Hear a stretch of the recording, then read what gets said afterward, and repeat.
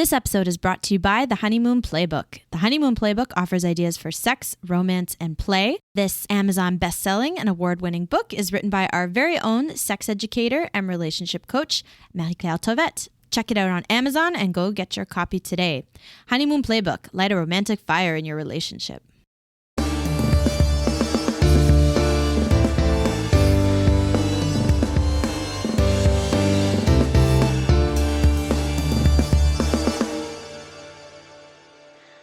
Everybody, and welcome to The Passion Perspective, a look at everything in the world of sex and relationships today. My name is Emily. And I'm Marie-Claire Tauvette, just call me MC.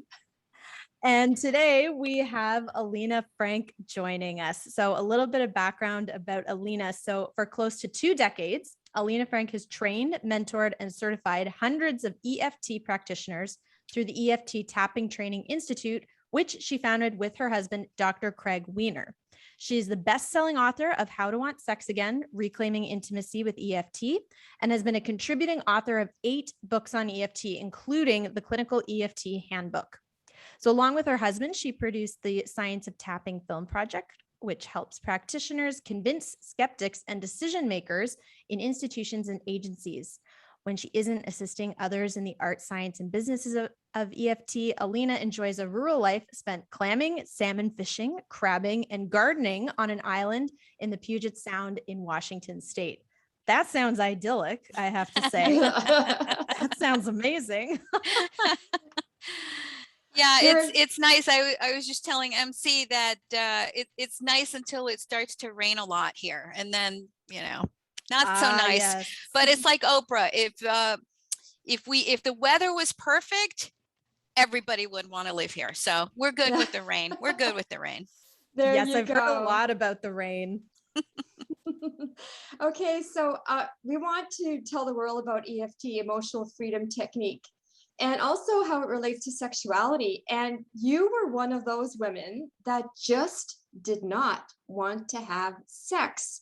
How did that feel, Alina? How did it affect you? How did it affect your couple? Yeah, it's an interesting story, and I think that many people can relate to the idea of you start on a healing journey and you know the things that are in your way, and then there's a whole host of things that kind of just blindside you because you didn't even know they were there. And that's how I was with my sexuality, sex and intimacy in my own relationship. I had been an EFT practitioner and helped myself with some health conditions, and that's how I found it. And it took me years in my practice of assisting people with all kinds of things before I had the cosmic 2x4, which was for me that I had one client after another showing up with, can I work on my sexless marriage? I'd like to work on my sexless marriage. Until one week I had like 3 people asking for that, when I said, I had to throw up my hand and say, I get it, universe. You really want me to pay attention to this in my own life.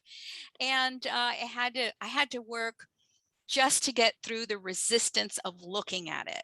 But like many things, the things that you avoid, the things that cause you a lot of pain, once you get on the other side of that and have done real healing, they become a gift. There's so much that happens when you finally heal from that, so many gifts and opportunities. And so that actually became my niche. It became what I really wanted to focus on. And yes, it was incredibly hard and painful. And at the end, I decided that I needed to end my marriage. But that doesn't mean that it has to end marriages. If there were other things, this was just a symptom of what was going on. But I think that when you see all of the data out there, it's either money or sex always like rival the first top 2 reasons why people break up. And so it's like, okay, I'm here to help women, and I'm okay sharing my story because I think it's very common that women there is like an epidemic of sexless relationships in our country. And so you've helped I mean, thousands of people regain their passion. And obviously that's something that MC and I here at the Passion Perspective, that's sort of what we're all about. We're super interested in that sort of rekindling process. And I think the word journey makes a lot of sense to use there. And in your book, How to Have Sex Again, you help couples rekindle passion by using EFT. And I'm wondering if you can talk a little bit about how that works and what EFT is, what that stands for. Sure. So EFT stands for Emotional Freedom Techniques. Some people know it as tapping, although not all tapping is EFT. And what we teach is the clinical, evidence-based, scientifically validated EFT, which is it's a form of bringing issues up to the surface. And then I would say that how most people think of it is it's counter conditioning, how we're accepting what we're feeling, we're acknowledging what is there and saying, I accept myself anyway, even though I feel this way. And then the super secret sauce here is we're actually tapping, physically stimulating certain acupuncture points. So these are 14 points that are close to the surface of the skin, so that you don't have to insert a needle. You can activate those points by just tapping or rubbing on these specific points on the face and upper body. And that affects change. And how, I mean, it's all theory.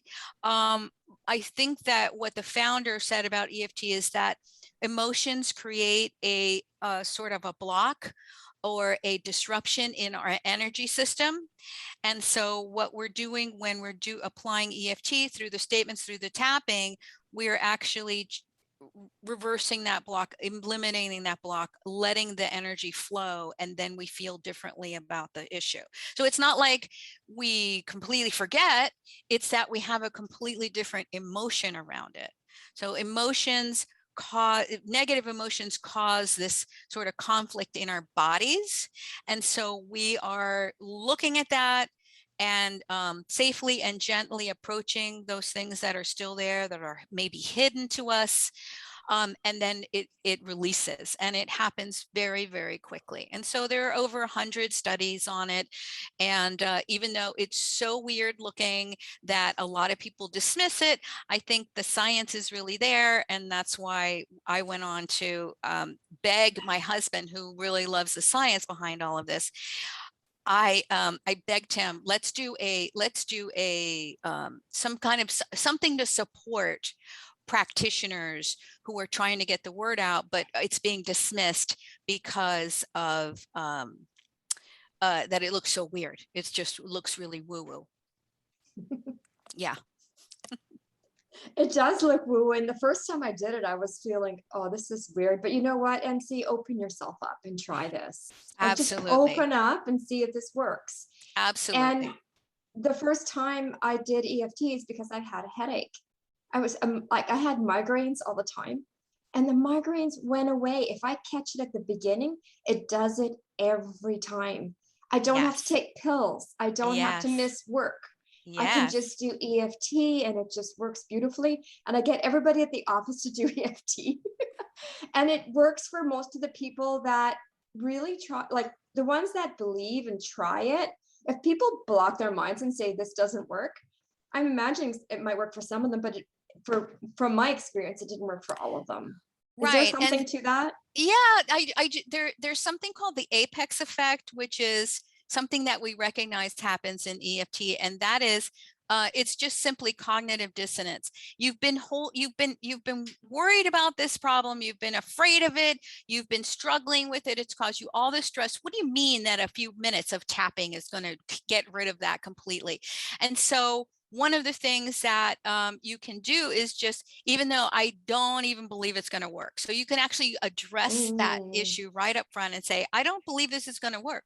I didn't think it would work for me because I was battling a health condition that was around for 12 years for me, and I couldn't find anything that would work. And so, but It did. And that's why I kind of chuckle when people say, well, it's placebo. And I say, well, that might be part of it. But how many people actually believe that this tapping thing is going to do anything? Very few of them actually do. So Yes. it's kind of putting your skepticism on pause for a moment, long enough to try it and see what it does for you. And see the changes from the beginning to the end, right? You could really see the shift in yourself. Yeah, absolutely. And there are, as practitioners, we teach the people that we train in EFT to do really thorough testing. So it's not just you saying, oh yeah, I feel better. No, let's really test it. Like if you have Yeah. a fear, let's go. Let's go in that elevator. Let's present you with the idea of having sex with your partner again. How does that feel? There's some fear there. Let's work on it. Is it really gone? Well, tell me next week when you had sex, and did it work? Right? Or were there things that were coming up around it? So do you usually do this before you have sex to get you in the mood to have sex? Yeah, not anymore, but for clients that are struggling with this, yeah, absolutely. And so I would say that the common denominator when we're looking at, well, how does this actually work with um, problems around sex? If you look at the common denominator, so we're looking at all the things that help us have a healthy, natural sex drive and attraction. So we're talking everything from pheromones, like how someone smells to you, to endorphins. And so I have my little dog. I don't know how she Oh, got up here. Can you hear her? I think she sounds cute. It's like Oh, cute background. We'll leave her. She's so cute. Go for okay. it. So things like endorphins, they really are a wonderful part of having sex and then wanting sex again. Dopamine, just the right amount makes you have a healthy sex drive. Too much, and it's like an addiction. So sexual addictions can happen with too much dopamine. Serotonin. So serotonin is they have serotonin. What you get serotonin when you're using all kinds of sort of medications, psychotropic medications, when you're antidepressant things like that. Well, serotonin levels that are too high actually cool off your sex drive. So estrogen is the female hormone, and it's responsible for vaginal lubrication. Testosterone is the #1 hormone that affects sex drive. Prolactin and vasopressin and oxytocin. Oxytocin and vasopressin are responsible for monogamy, therefore the cuddling and the wonderful feeling of nurturing and connection that happens.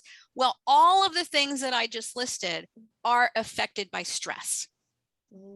And so whether it is directly related to the stress that's happening in a relationship that's got stressors happening in the relationship itself, or my work is affecting my hormone level, my the stress that's happening around my financial situation, those stressors that are happening right now in the world, all of that stress contributes to this dysregulation and this imbalance of your hormones. So it almost doesn't matter where you get started. If you start addressing the stress in your life by really naming it and working through it, you will see that it affects your ability to connect and to be vulnerable and to have sex. And so, Dr. Oz says, we have this idea that we have a hormonal problem. And his quote that I like to use is,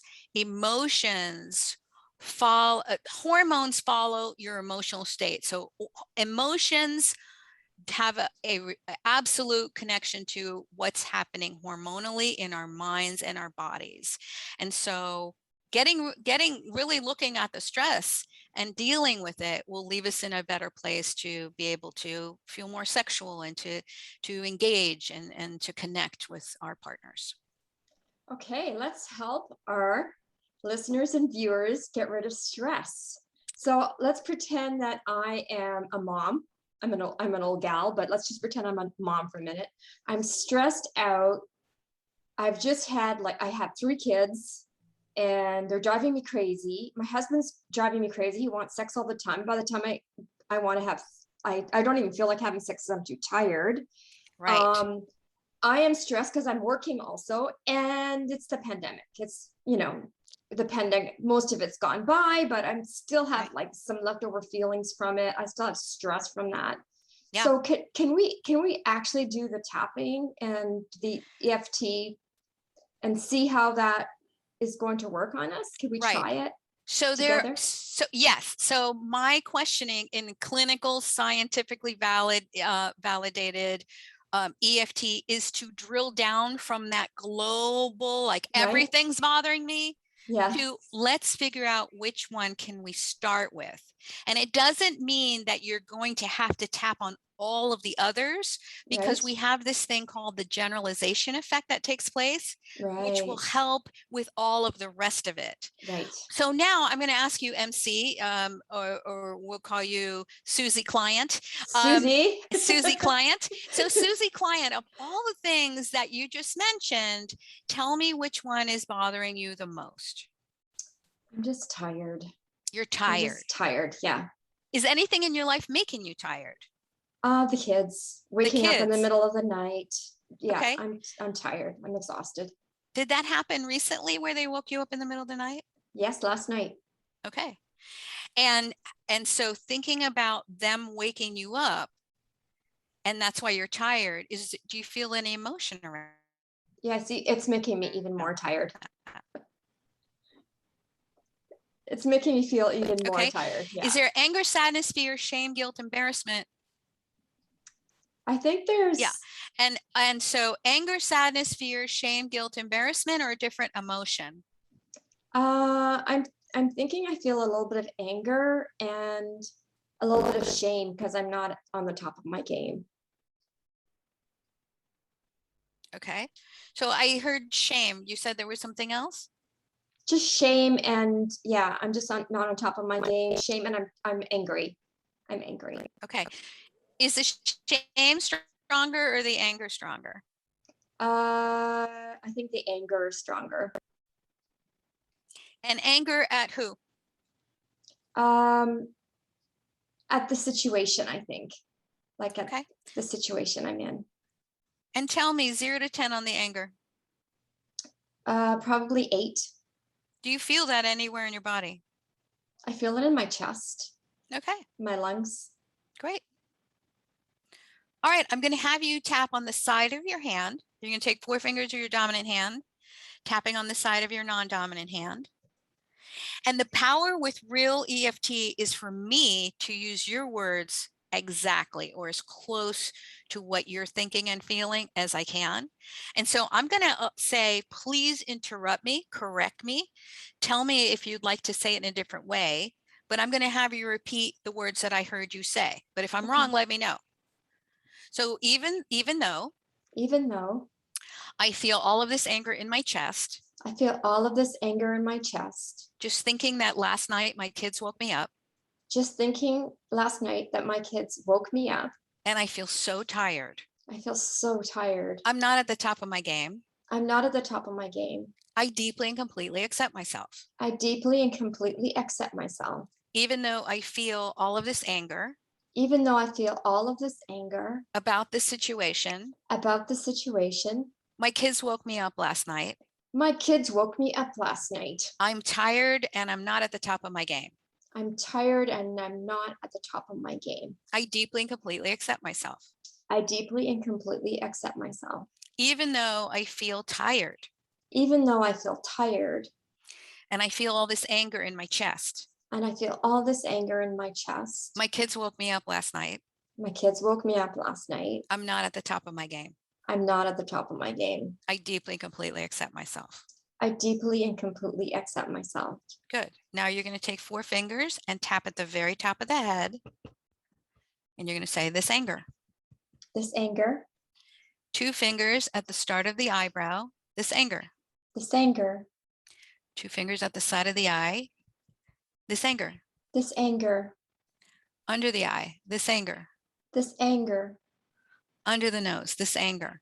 This anger. Chin point. This anger. This anger. Collarbone. This anger. Just put your hands This out and you're going to anger. tap right over. Right. There you go. This anger. 4 fingers on the side of the body underneath your armpit, about 4 inches. So this anger. This anger. Okay. And now we check.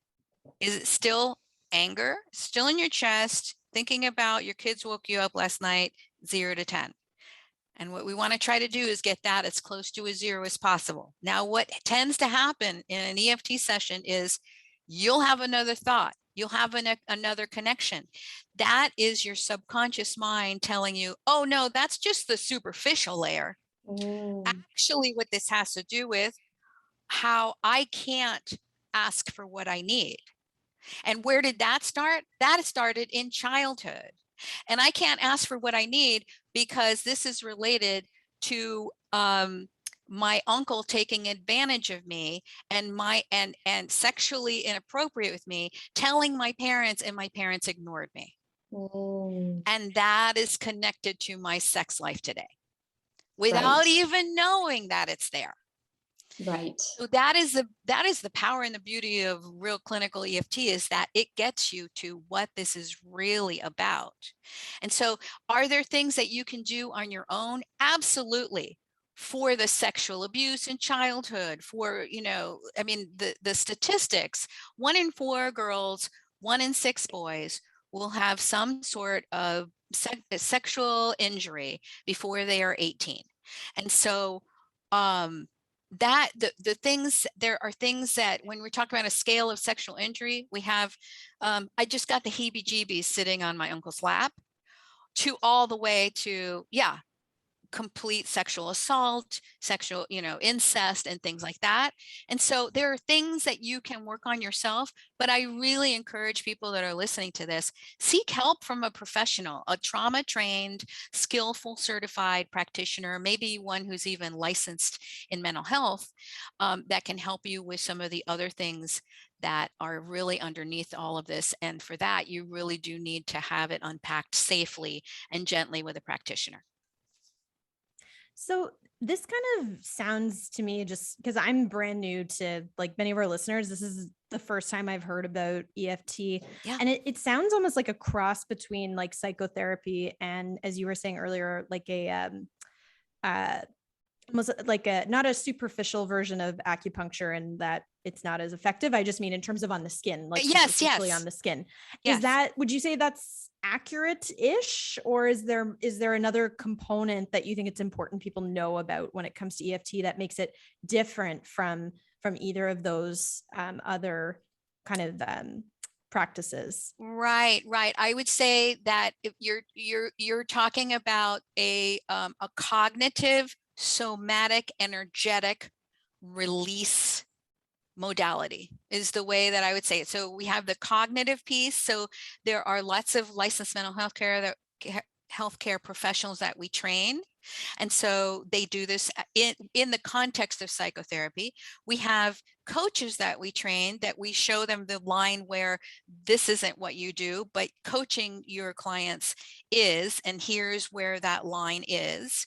The somatic pieces, we know a lot now about how using the body is the way to get trauma out. So the trauma comes in the body and comes out through healing through the body. And so you're actually tapping on your body. So that makes it somatic. And then energetic, because yes, we're using the body's meridian energy system, which is the same system used in traditional Chinese medicine. So yeah, that's a perfect way to how to explain it. And that's super interesting. I think that's really neat. Like you said, that this can, like, EFT can be used as like it's very cross like it can be used across many different modalities. And I was about to ask, like, do you recommend that practitioners do have mental health backgrounds or training? But it sounds like, as you said, you sort of draw the line and say, this is what you're safely able to do with clients. This is where they might need some extra help from somebody who's more qualified in that particular area. Yes, absolutely. And I mean, when we're talking about sex, we seem to also, and the statistics, right, that I threw out, which are horrible, but I would say that there are plenty of things that you can do on your own or with someone that's not licensed, but simply an EFT practitioner. You know, there are sexual pain challenges, which can involve.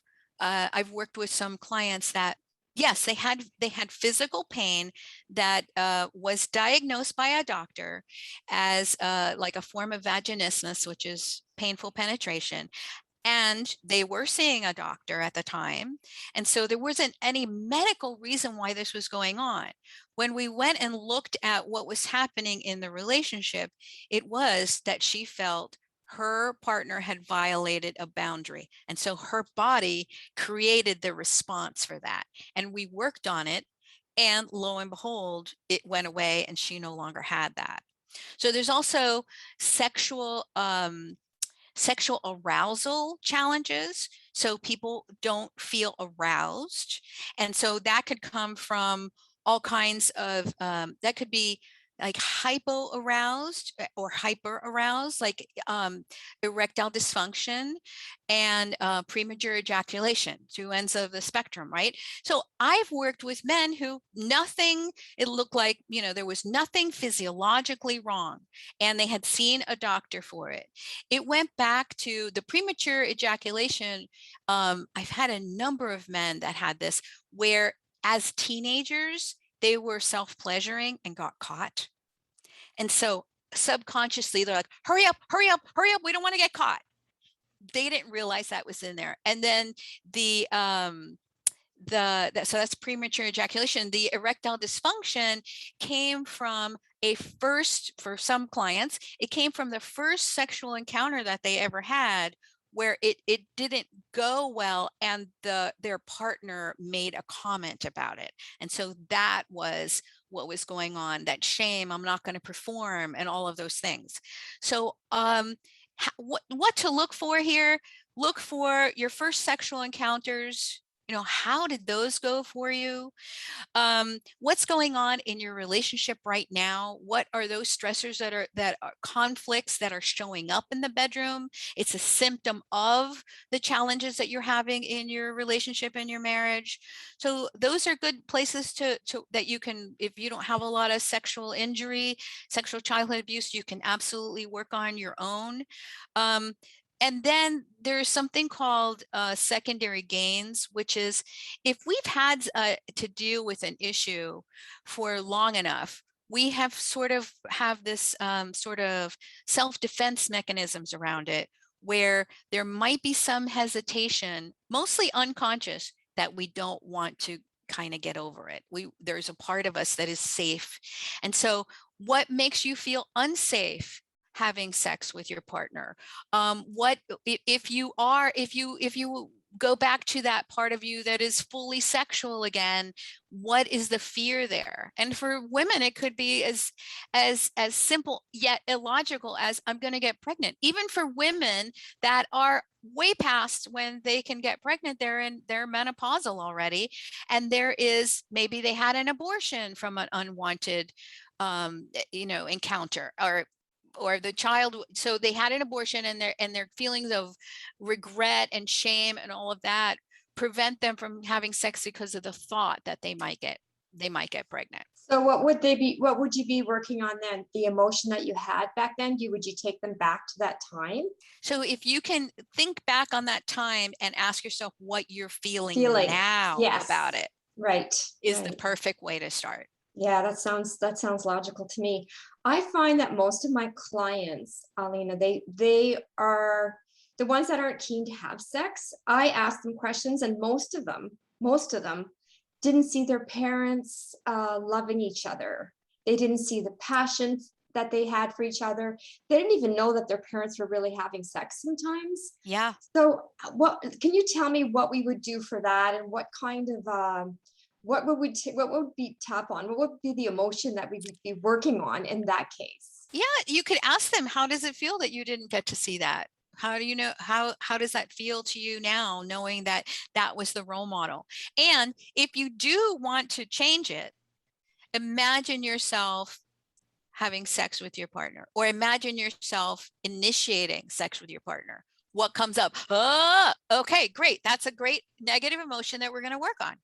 So having them imagine, okay, I am going to do that. I'm going to end that maybe ancestral lineage of people that, you know, were hiding around sex. I'm going to be the one to change that. Really? I feel terrified. Okay, let's work on that. And I find it so interesting, like even as much as this, as you work with clients or MC's clients who are in relationships, it sounds like a lot of this is actually based 90% of the time on the relationship that we have with ourselves and our own past and sort of our own experiences. And so I feel like that is probably also really powerful when it comes to working with people who are having issues with, for example, body confidence, or a difficult time sort of being at home and feeling comfortable in their own bodies. And I'm assuming EFT is a great opportunity to address those kinds of issues as well. Yeah, we saw that in your book. Yeah, no, for sure. Just the idea of I mean, because the best sex is when you are completely present.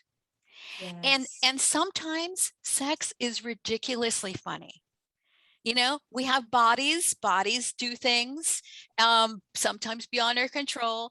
And then, so if you're in the moment with those funny moments where you can just laugh at what's happening, and in the next moment, you can have this amazing, orgasmic, spiritual connection and Kundalini experience with your partner.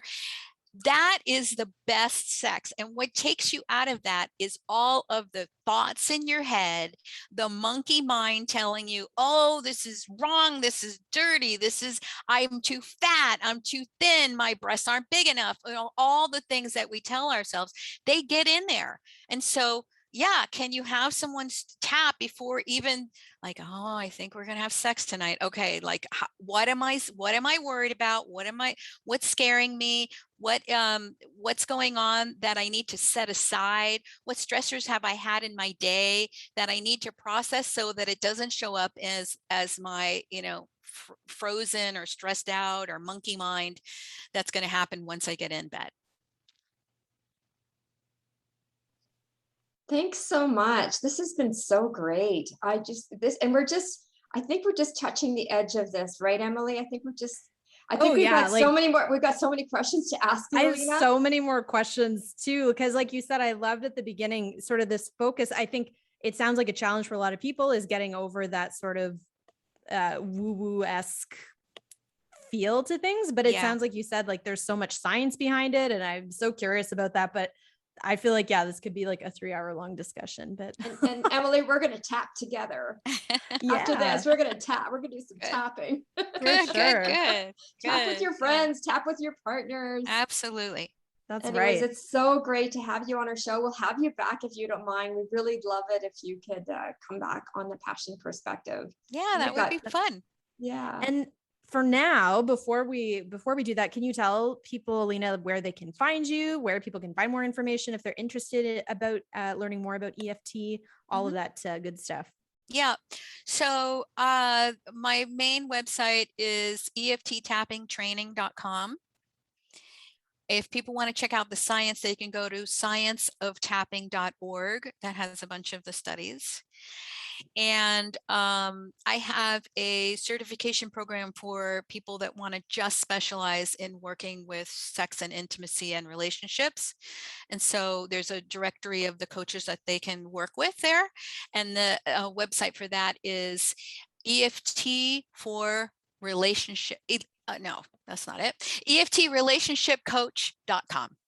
EFTrelationshipcoach.com. Got it. Good. Oh, that's great. Well, we'll make sure to include all of that in the show notes so people can find you and learn more, because this is super interesting. So again, thank you so much for joining us and for introducing, I think many people probably to the world of EFT. It sounds very cool. And thank you because I know that it can be challenging for ourselves to put ourselves out there as to speak on this topic, but it's so needed. So I want to thank you both for really being ambassadors, being out there, putting your worries aside, and really helping men and women really get into the idea of I'm a sexual being and it's part of who I am, and great healing can come from this, and deep connection can happen as a result of it. So thank you all for your work. Thank you so much for coming on our show, Alina. Thanks a lot. Take Thank care. you. See you next time on The Passion Perspective. Bye-bye. Bye. Thank you, everybody, for joining us this week. We are The Passion Perspective. I'm Emily. And I'm MC Tovette. And if you have any questions, concerns, you can reach us at thepassionperspective@gmail.com. And you can find me at relationshipbliss.ca. My Facebook page is Relationship Bliss. And the Honeymoon Playbook is available on Amazon.com. Thanks, everyone. Mwah.